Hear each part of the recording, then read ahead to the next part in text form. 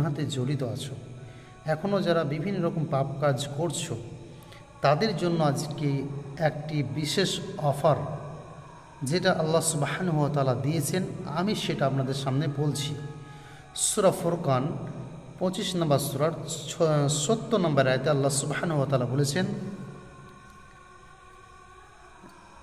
যে ইল্লা মান তাবা ওয়া আমিলা আমালান সলিহান ফাউলাইকা ইউবাদদিলুল্লাহু সাইয়্যাতিহিম হাসানাত ওয়া কানা আল্লাহু গফুরুর রহিমা।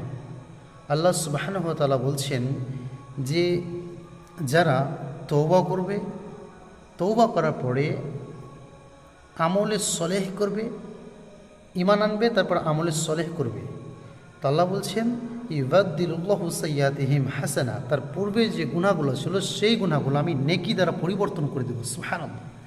ওয়া কানা আল্লাহু গফুরুর রহিমা, আর আল্লাহ হচ্ছেন ক্ষমাশীল, গফুর, দয়াময়।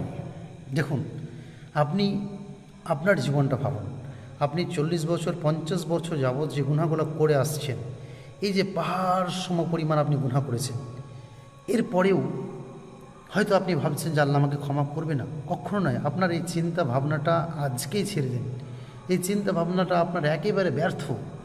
কারণ আপনার ব্যাপারে আল্লাহ সুবহানাহু ওয়া তাআলা বলছেন, যদি আপনি খালিস অন্তরে তওবা করেন, তারপরে যদি ঈমান আনেন, তারপরে যদি ভালো কাজগুলো করেন, ইনশাআল্লাহ আল্লাহ নিজে বলছেন যে আপনার সেই গুনাহগুলো যেগুলো ছিল 50 বছর 60 বছর যে গুনাহগুলো ছিল, সেই গুনাহগুলো আল্লাহ তাআলা নেকিতে পরিবর্তন করে দেবেন। সুবহানাল্লাহ, সুবহানাল্লাহ।